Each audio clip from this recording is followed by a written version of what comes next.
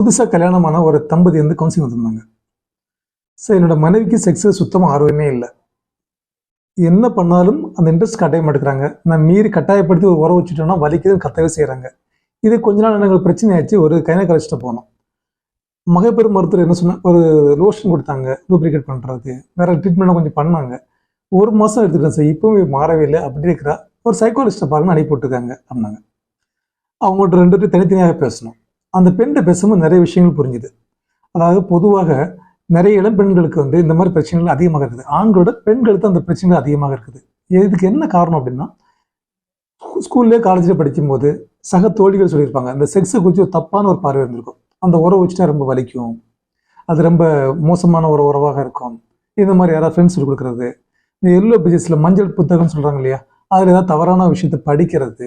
சிறப்பாக சொல்லி கொடுப்பாங்க, பிரசவத்தில் வந்து அவங்க சொந்தக்காரங்க யாராவது ரேராக இறந்து போயிருப்பாங்க, அதை ஞாபகப்படுத்துறது. நமக்கும் குழந்தை உண்டாயிடுச்சுன்னா இறந்து போயிடுவோம், பிரசவம் போது நம்ம இறந்து போயிடுவோம் அப்படிங்கிற மாதிரி பயம்.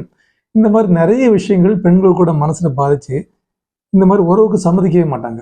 இதில் இதுக்கு எல்லாத்துக்கும் மீறி சின்ன வயசில் பாலியல் தொந்தரவுக்கு ஆளாயிருப்பாங்க. யாரோ ஒருத்தர் மூலமாக, சொந்தக்காரங்க மூலமாகவோ யாரோ ஒருத்தர் மூலமாக பாலியல் தொந்தரவுக்கு ஆளாயிருப்பாங்க. அந்த பயம் இதெல்லாம் பெண்களுக்கு இயற்கையாக இருக்கும்.